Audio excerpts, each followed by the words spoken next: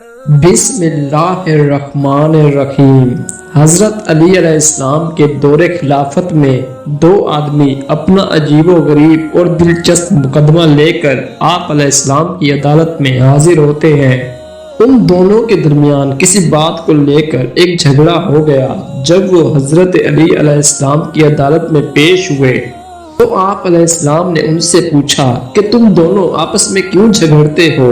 اس پر ان دونوں میں سے ایک نے جواب دیا کہ ہم دونوں ایک سفر پر نکلے تھے اور سفر پر نکلتے وقت ہمارے پاس کھانے کے لیے کچھ تھا تاکہ راستے میں جب بھوک لگے تو ہم اسے کھا کر وہ بھوک مٹا سکیں۔ اس شخص نے کہا کہ میرے پاس 3 روٹیاں تھیں اور میرے ساتھ والے کے پاس 5 روٹیاں تھیں۔ ہم لوگ اپنے سفر پر نکل پڑے اور راستے میں چلتے چلتے ایک مقام پر ہمیں بھوک محسوس ہوئی، چنانچہ ہم نے کھانا کھانے کا فیصلہ کیا اور ایک جگہ پر بیٹھ کر اپنے کھانے کو لگایا تاکہ اسے کھا سکیں۔ ہم ابھی کھانا شروع ہی کر رہے تھے کہ ایک تیسرا مسافر ہمارے قریب آیا۔ وہ بہت تھکا ہوا اور بھوکا تھا اور ہم دونوں نے اس کو کھانے کی دعوت دی جو کہ اس نے قبول کر لی۔ اس طرح ہم تینوں نے مل کر وہ کھانا کھایا اور کھانا کھانے کے بعد وہ شخص شکریہ ادا کرتا ہوا ہمیں کچھ پیسے دے کر چلا گیا۔ وہ تیسرا شخص ہمیں 8 روپے دے کر چلا گیا۔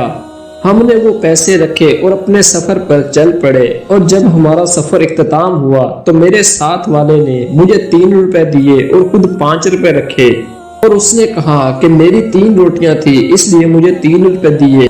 میں اس شخص سے اس لیے جھگڑ رہا ہوں کہ جو پیسے اس تیسرے شخص نے ہمیں دیے ہیں وہ آدھے آدھے تقسیم ہونے چاہیے۔ اب آپ ہی فیصلہ کریں کہ میں غلط ہوں یا میرے ساتھ والا۔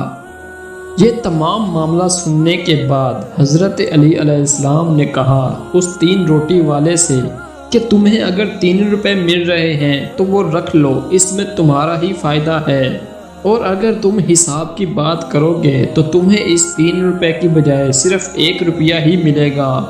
یہ سن کر وہ 3 روٹیوں والا شخص بہت پریشان ہوا اور اس نے کہا کہ اے امیر المومنین، آپ یہ فیصلہ کس طرح کر رہے ہیں؟ اگر آپ کے حساب میں میرا 1 روپیہ بنتا ہے تو میں وہ حساب جاننا چاہوں گا۔ تو اس پر حضرت علی علیہ السلام نے فرمایا کہ سنو، تمہاری 3 روٹیاں تھیں اور تمہارے ساتھ والے کی 5 روٹیاں، اس طرح کل روٹیوں کی تعداد 8 ہوتی ہے اور تم کھانے والے 3 لوگ تھے۔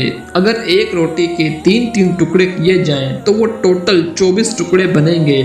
جب ان 24 ٹکڑوں کو 3 کھانے والوں پر تقسیم کیا جائے تو وہ 8 ٹکڑے بنیں گے۔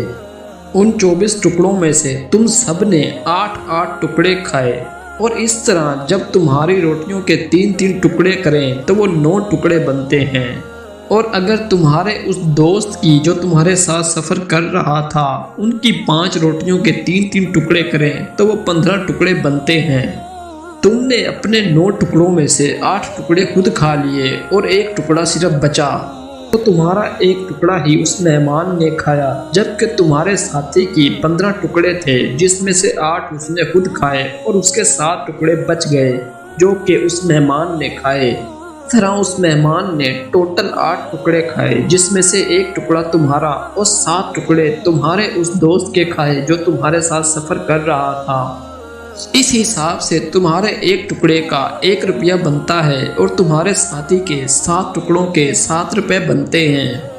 اور یہ سب سننے کے بعد آخر کار اس شخص کو صرف 1 روپیہ ہی لینا پڑا اور اس کے ساتھی کو 7 روپے ملے، اور وہ دل میں یہ کہنے لگا کہ کاش میں وہ 3 روپے ہی رکھ لیتا اور چپ کر کے اپنے گھر چلا جاتا۔ امیر المومنین حضرت علی علیہ السلام کی دانش مندی اور عقل مندی کا کوئی مقابلہ نہیں۔ اللہ تعالیٰ نے آپ علیہ السلام کو بے شمار علم اور حکمت عطا کیا تھا۔